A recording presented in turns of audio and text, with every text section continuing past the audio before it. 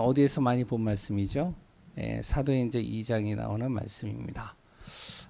오늘 말씀을 통해서 또 우리에게 정확한 하나님의 은혜가 임하는 시간 되시기 바랍니다.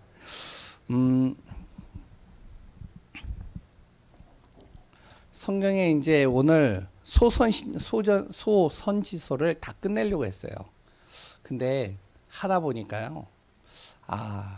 이 기회가 아니면은 이 소선지서를 한 번도 못 읽겠구나 생각이 돼서요. 다시 하나씩 다시 이렇게 해야 되겠다 생각이 됩니다.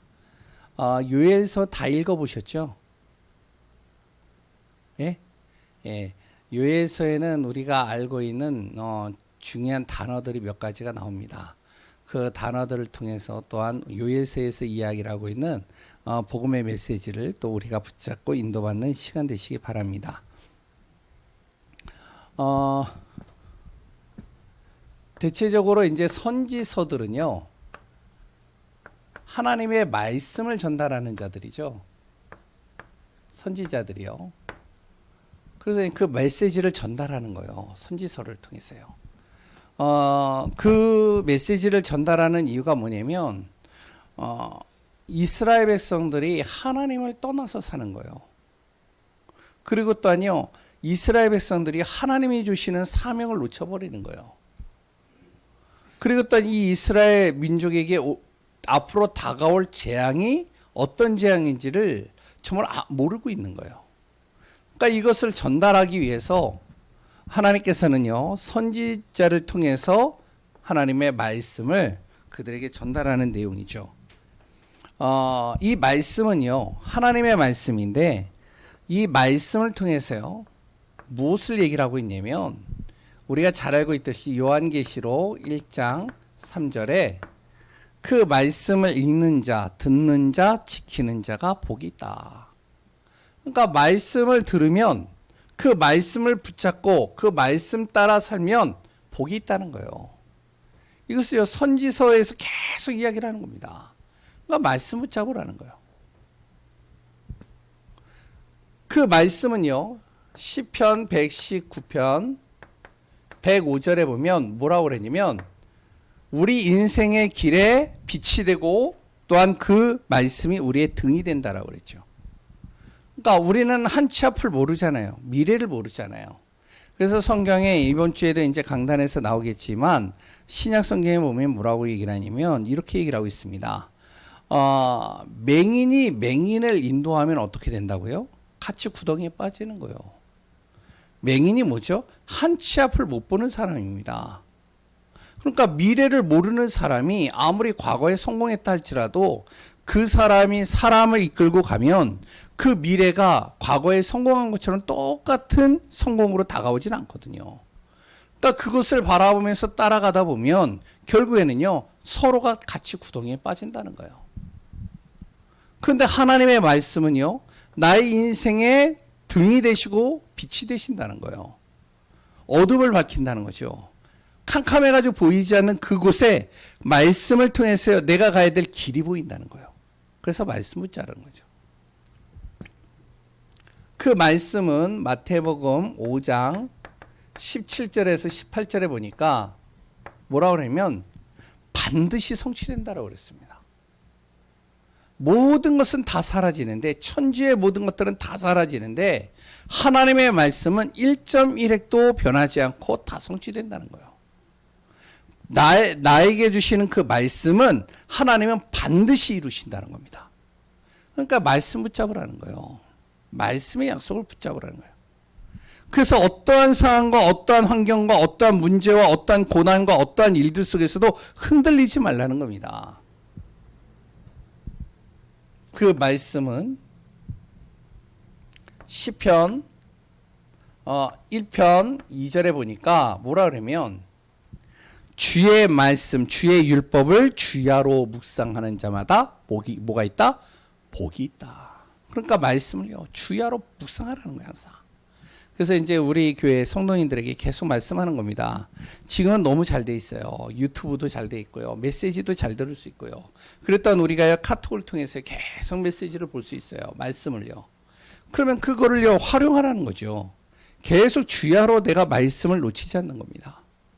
말씀을 붙잡고요. 말씀 속에서 인도받으라는 거예요. 이게 안 되면 어떻게 되느냐? 결국에는 요엘서에 나오는 내용처럼 이 과정들을 우리는요 겪을 수밖에 없는 겁니다. 요엘서는요 뭐에 대해서 얘기를 하냐면 반드시 하나님의 심판은 온다. 진정으로 말씀을 붙잡는 자에게는 반드시 하나님께서는 무엇을 하신다? 회복하신다.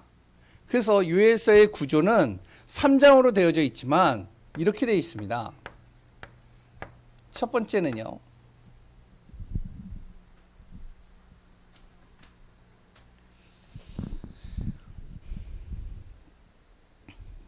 첫 번째는 재앙과 심판에 대해서 기록하고 있어요.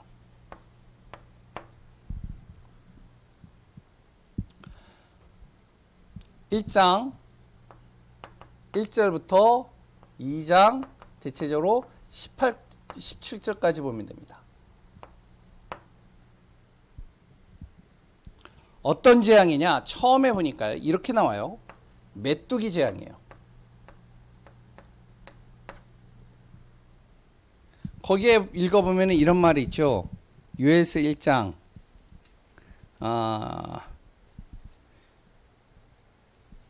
이 보니까 4절에 보니까요. 뭐라고 나와 있죠? 3절에 보니까 이렇게 나옵니다. 너희는 이 일을 너희 자녀에게 말하고 너희 자녀는 자기 자녀에게 말하고 그 자녀는 후세에게 꼭 말해라. 왜? 무엇을 얘기를 하느냐? 반드시 이 땅에 재앙이 올 것이다라는 거예요. 어떤 재앙이 오냐면요. 4절에 보니까 팥중이가 남긴 것을 메뚜기가 먹고 메뚜기가 남긴 것을 느치가 먹고 느치가 남긴 것을 황충이 먹었도다. 여기서 팥중이 나오죠. 메뚜기 나오죠. 느치 나오죠. 그리고 또 황충 나오죠. 다 뭘까요? 이 네 가지가? 아세요? 다 메뚜기예요. 네 가지가 똑같이 메뚜기예요.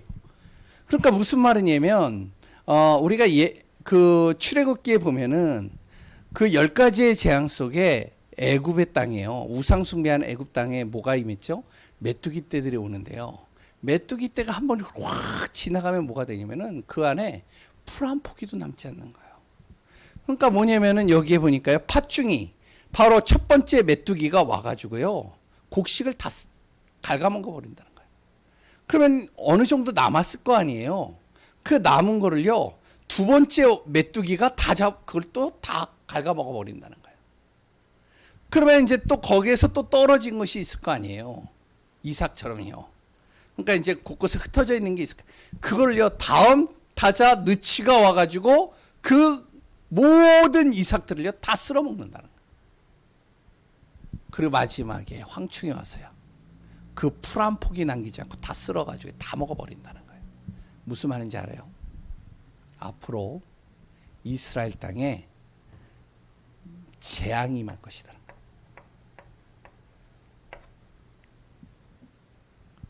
모든 곡식들이 어떻게 하면은 메뚜기 떼가 와가지고 다 갉아먹어서 완전히 흉년 중에 흉년이 될 것이라는 거예요.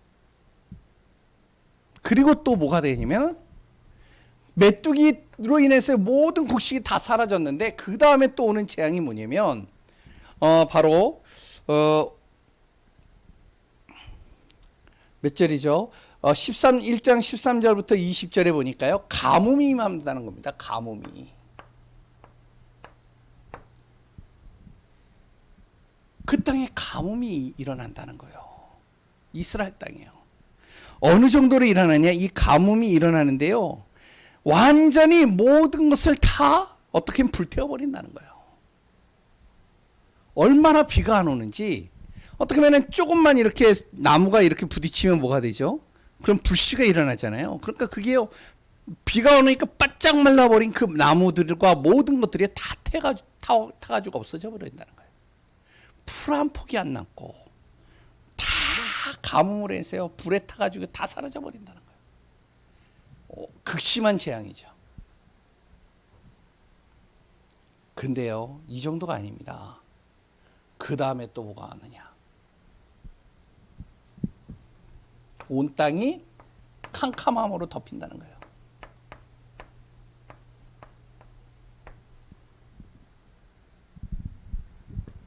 해와 달이 핏빛이 돼버리고, 그리고 또한 그 빛이 어둠으로 빛을 잃어버렸다는 거예요. 온 땅이 다 캄캄해버려 있는 거예요. 흑암으로 덮여 있는 것이. 이런 재앙이 앞으로 이스라엘에게 올 것이다. 왜 오느냐 그러면 그 이유가 뭐냐, 재앙이 오는 이유가 뭐냐, 그걸 얘기를 해야 되겠죠. 이들이 무엇을 하냐면, 두 번째,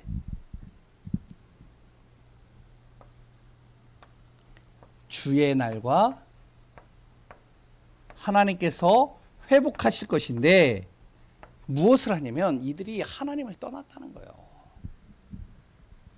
하나님을 떠나서 어떻게 하면 하나님 자체가 없이 사는 거예요.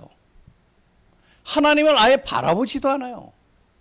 세상이 좋고요, 지금 주어져 있는 환경이 좋고요, 그리고 또한 내가 보여지는 그 우상이 나에게 기쁨을 가져다 주고요, 그러다 보니까 계속 살다 보니까 어떡하냐, 하나님을 떠나버린 겁니다. 그래서 하나님이 뭐라 그러면 이런 재앙이 임할 것인데, 그러니까 어떡하냐, 하나님 앞에 돌아서라, 돌아오라는 거예요. 반드시 하나님 앞에 돌아오면 어떤 일이 일어나냐면 이런 일이 일어난다는 겁니다.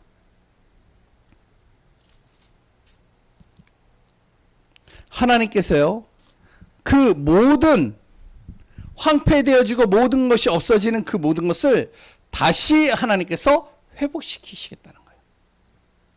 그 재앙이 임하지 않도록 하나님께서 뜻을 돌이키시겠다는 겁니다.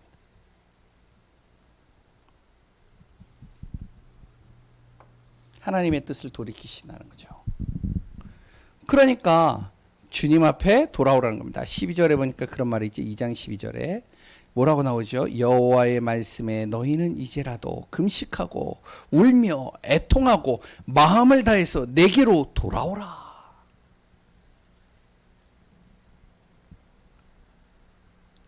그러면서 계속 주님께서요, 주님 앞에 돌아오라고 얘기를 하는 겁니다. 18절부터 쭉 보면요, 하나님께서요 계속 주님 앞에 돌아오게 되어지고 하나님의 은혜 속으로 들어오라는 겁니다. 그러면 13절에 이렇게 나오죠. 뭐라고 나오니? 아까 12절 읽었죠. 13절에 너희는 옷을 찢지 말고 무엇을 찢어라? 네?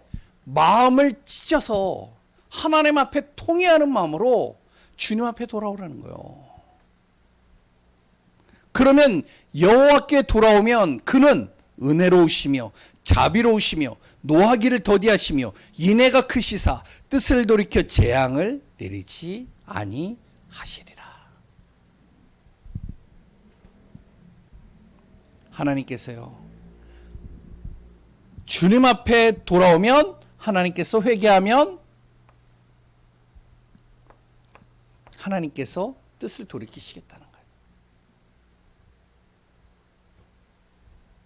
그리고 뭐라고 그러냐면 반드시 모든 이스라엘을 힘들게 했던 모든 열국의 모든 나라들을 하나님이 심판할 것이다. 너희들을 힘들게 했던 것들, 너희를 하나님 품으로 돌아오지 못하게 하는 것들, 그거를 하나님께서 심판하시고 제거하시겠다는 거예요. 그리고 하나님은 우리에게 모든 것을 회복하고 응답하시겠다는 거죠. 이것이 바로 요엘서에 나와 있는 구조의 내용입니다. 이 내용 속에서요, 우리가 꼭 기억해야 될 세 가지의 단어가 있어요. 핵심 단어가요.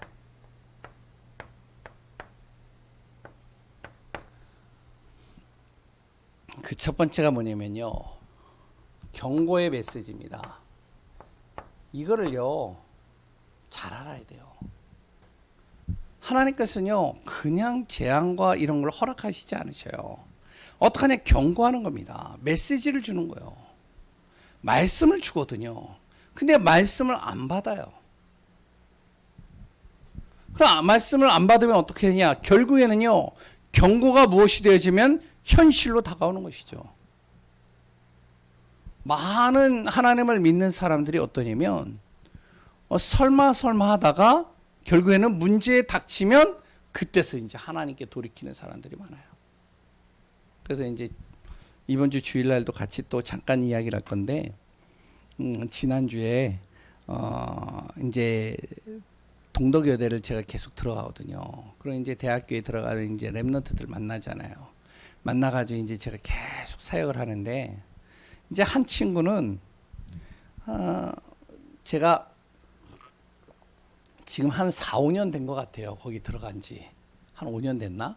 근데 4, 5년 동안 그 친구하고 만난 거는 한 5번밖에 안 돼요. 그럼 그동안 뭘 어떻게 했을까요? 예배를 안 나오는 거예요. 그래서 이제 4년 동안 어떻게 하면은 신앙생활을 완전히 접고 방황하고 살다가, 그러다가 이제 요번에 이제 월요일날 만나는데 이 친구가 온 거예요. 왔는데 어떠냐면은 4년 동안 신앙생활을 완전히 잃어버리고 살았던 아이가 와가지고 뭐라고 하면은, 목사님, 그래가지고 야 어떻게 왔어? 그랬더니 제가 꼭 오고 싶었다고. 그래가지고 왜? 그랬더니 제가요 하나님의 은혜를 받았습니다. 성령 충만해가지고 온 거예요. 그래가지고 뭔 일인가 봤더니 이 친구가 그러는 거예요. 모태신앙인데요, 자기가 인생의 밑바닥을 찍고 다시 올라오고 있는 중이래요. 무슨 말인지 아시겠죠? 많은 신앙인들이요 그렇게 살더라고요. 왜냐하면 꼭 문제를 닥쳐봐야 다시 주님 앞에 돌아와요. 꼭 어려움을 당해봐야 주님 앞에 돌아와요. 그러니까 참 안타깝죠. 이스라엘도 똑같습니다. 하나님께서 계속 경고의 메시지를 던지는 거예요. 하나님 앞에 돌아와라. 진짜 우상 숭배하지 마라.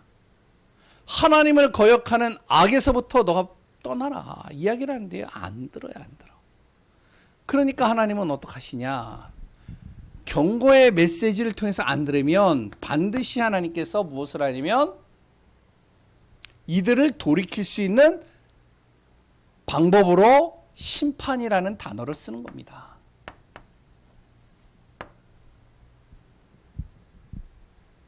매질을 해서라도 돌이키는 거예요. 그러니까 우리 구원받은 하나님의 자녀들은요 절대 망하는 법이 없어요.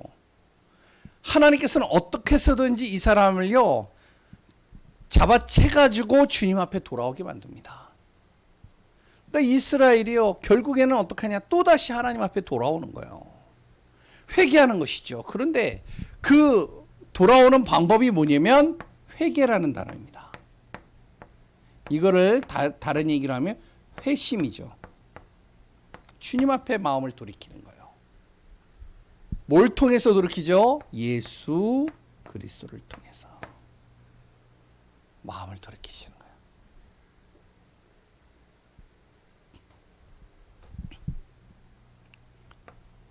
그러면 하나님이 무엇을 하시느냐? 노하기를 더디하시고 모든 것을 인내하시고 사랑이 가득하신 하나님께서 우리의 모든 잃어버려 있는 것, 모든 무너져 있는 것을 다시 회복시키시겠다는 것이죠. 이것이 바로 유에서의 전체 내용입니다. 선지서들은요 계속 똑같은 메시지를요 계속 전달하고 있어요. 진짜 하나님 앞에 돌아오라. 우리 교회 성도님들이요 진짜 하나님 앞에 딱 서버리는 겁니다. 우리가요 진짜 그렇습니다. 한 영혼을 구원하기 위해서 내가 어떻게 해야 되는지 알아요? 한 영혼을 구원하기 위해서 내가 하나님 앞에 서버리면 되는 거예요. 내가요 그 한 영혼을 구원하기 위해서 그 영혼에게 여러 가지 말을 전달하는 것도 필요하겠지만 더 중요한 건 뭔지 알아요? 내 자신이 하나님 앞에 딱 서버리면 돼요. 그러면 하나님께서 모든 것을 역사하시고 이끌어 가십니다. 이번 주 데살로니가전서 3장의 내용을 가지고 같이 나누는데, 그 내용이 뭐냐면 믿음 앞에 믿음으로 굳게 서라입니다. 믿음으로 굳게 서라예요. 바울이요 데살로니가에서 복음을 전하는데, 복음을 전할 때마다 복음을 듣는 사람들이 계속 나온과 동시에 복음을 방해하는 사람이 계속 나오는 거예요. 바울을 따라다니면서 방해를 해요. 회당에서 복음을 전하면 여기 와서 방해하고, 회당에서 나와서 시장터에서 복음 전하면 시장터로 와가지고 또 방해하고, 그래 또한 여기에서 또 복음을 전하는 방해하고 너무 힘들게 하니까 또 어디로 가느냐, 베레아라는 지역 그 옆에 있는 지역으로 가서 복음을 전하는데 여기까지 찾아와서 방해하고 회방 놓고 굉장히 힘들게 하는 거예요. 근데요, 바울만 힘들게 하는 게 아니고요, 누구도 힘들게 하느냐, 바울을 통해서 예수 믿은 사람들을 찾아다니면서 방해하는 거예요. 찾아다니면서 시험거리를 주는 거예요. 자꾸 힘들게 하는 거예요. 그러다가 바울이 여기서 어떻게 하면 데살로니가에서 나올 수밖에 없게 됐어요. 그러니까 데살로니가 나온 이 바울의 마음은 어떻죠? 이 데살로니가 성도들이 걱정이 되는 겁니다. 이들이 과연 믿음으로 잘 설 수 있을까? 혹시 시험 들지 않을까? 이들이 정말 우리가 한 이들에게 복음 전한 이 수고가 헛되지 않을까? 이 생각 속에서 고민하는 겁니다. 그런데요, 절대 그런 법이 없어요. 하나님이 어떻게 하시냐? 정확하게 데살로니가 성도들이요, 영적인 소문, 믿음의 소문, 정말로 증거의 소문들을 날 수밖에 없도록 증인으로 딱 세워버리는 겁니다. 하나님이 하시는 거예요. 그러니까 우리는 어떻게 하냐? 하나님 앞에 돌아서면 되는 거예요. 하나님 앞에 딱 서버리면 되는 겁니다. 요에서에서 얘기하고 있는 내용이 그 내용이거든요. 내가 어떻게 하느냐? 하나님 앞으로 돌아서라. 그러면 너가 가지고 있는, 너가 생각하고 있는 너의 모든 것들을 내가 다 회복시킬게. 요에서에서 이야기를 하고 있는 우리가 관점들을 좀 잘 살펴봐야 되겠습니다. 복음 관점으로 좀 봐야 되겠어요. 또 반복하는 부분들입니다. 잘 보세요. 하나님 떠난 인간의 모습입니다. 불신자의 모습이죠. 또 뭐냐면은 하나님을 믿는데 불신자같이 사는 사람들이 있어요. 그럼 어떻게 되는지 알아요? 불신자는요, 마귀의 종로를 타겠죠. 그럼 하나님 믿는 사람은요, 하나님 떠나 불신자처럼 살면 어떻게 되는지 알아요? 불신자의 종로를 탑니다.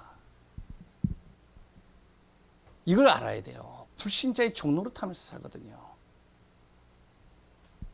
그러니까 우리가요, 진짜 정신 바짝 차려야 됩니다. 어떻게 되는지 알아요? 불신자에게 다 뺏겨버리는 거예요. 오늘 얘기를 했잖아요. 4절. 팥중이, 메뚱이, 그리고 또 뭐죠? 느치, 황충. 왜 성경에서요, 그냥 메뚜기라고 표현하면 되는데 왜 4번을 다른 이름으로 써가지고 이렇게 얘기를 했을까요? 완전히 다 빼앗겨버린다는 거예요. 하나도 남기지 않는다는 겁니다. 6절에 보니까요,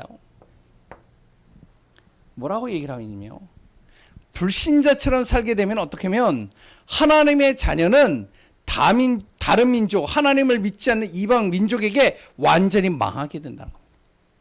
철저하게 망한다는 거예요. 그러니까 우리가 그런 거 잘 알아야 됩니다.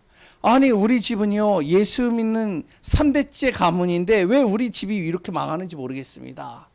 예수 믿는 게 아니에요. 잘 보셔야 돼요. 어떻게 되는지 아세요? 이방 민족들이 다 빼앗아 가는데 6절에서 7절이요. 그 안에 8절에 보니까 1장 8절입니다. 8절에 보니까 뭐라고 나오죠? 슬픔의 소리만 가득하더라.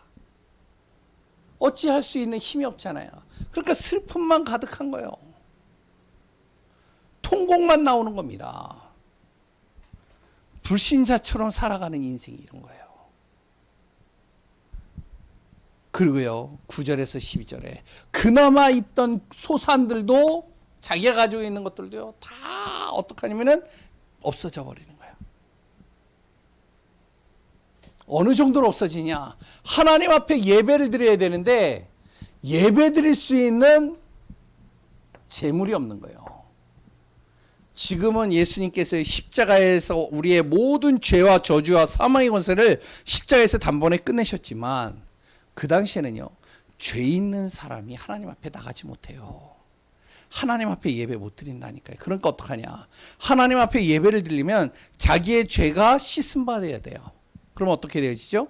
분명히 양이나 소나 아니면은 여러 가지 비둘기나 순결한 짐승을 가져가서 이것을 하나님 앞에 제사로 드리고 그리고 하나님 앞에 나올 수 있는 거예요.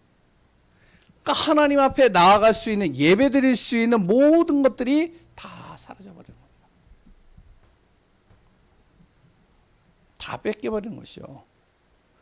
그리고 또 어떻게 되죠? 아까 전에 읽었죠. 19절에서 20절에 보니까 1장 19절에서 20절에 보니까요. 풀도 다 불태워져 가지고 사라져 버리는데 어느 정도냐? 들짐승도 이렇게 기르는 가축도 너무나도 힘들어 가지고요. 풀이 없으니까요. 말라 죽고 비틀어져서 죽고 죽는데 들짐승들조차도 헐떡헐떡거리는 거예요. 먹을 게 하나도 없어요. 완전히 황폐해졌다는 것이죠. 아까 전에 읽었죠. 2장 2절.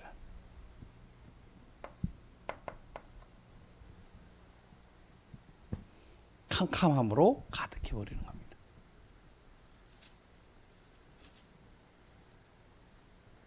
어두움과 캄캄한 날이 계속 되는 겁니다. 완전히 무너지는 삶, 무너지는 속으로 들어가는 것이죠. 그리고 2장 10절에 보니까 어떻게 되어지죠? 해와 달과 이 별이 빛을 잃어버리는 겁니다. 불신자와 같은 인생을 살아가는 하나님의 자녀의 모습 벗어날 수 없다는 거예요. 그러니까 우리가 어떻게 해야 되냐? 자꾸 뭔가를 몸부림치는 것보다 우선순위를 바꿔야 돼요. 그러면 이 사람이요 어떻게 되냐면 회개하는 겁니다.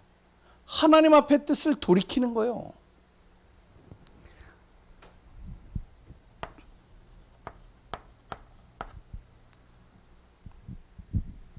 그래서 12절에 뭐라 그러죠?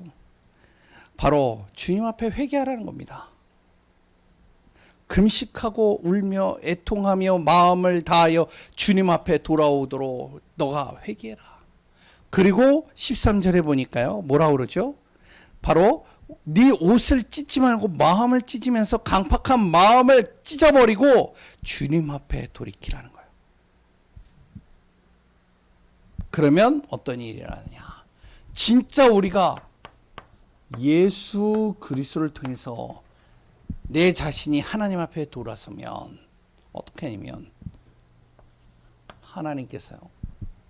우리에게 무엇을 하시면 하나님께서 뜻을 돌이키셔서 어떻게 하면 우리에게 복을 내리신다는 겁니다.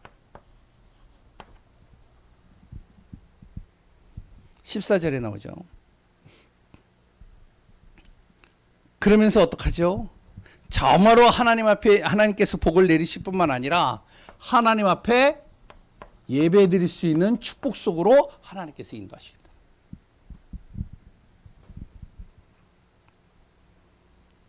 그러니까 이렇게 되어지면요. 하나님이 그 영혼을 불쌍히 여기사 19절에 보니까요. 계속 나옵니다. 곡식과 포도주, 기름 모든 것들 다른 나라에게 빼앗겨버린 것들을 욕을 당하지 않도록 하나님께서 모든 것을 회복시키시고 이끌어 가신다는 것이죠. 그 응답과 축복들이 우리 안에 임하기를 소원합니다. 그리고 어떻게 되어지죠?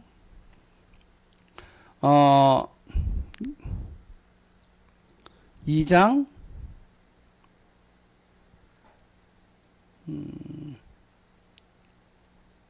팥중이가 또 나오는데요. 예? 예, 25절.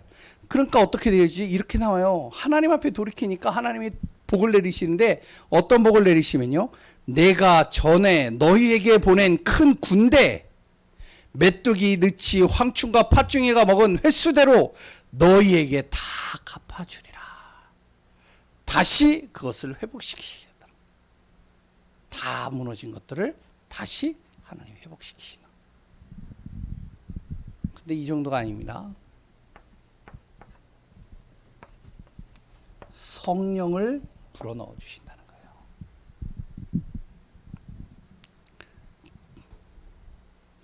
우리의 모든 필요를 채워주신다는 겁니다.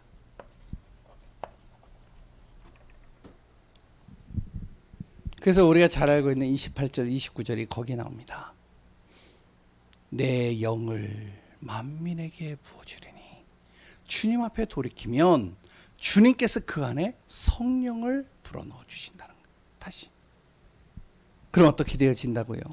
너희 자녀들이 장래일을 말하며 너희 늙은이는 꿈을 꾸며 너희 젊은이는 이상을 보며 그때 내가 내 영을 남종과 여종에게도 부어줄 것이다. 무슨 말이죠?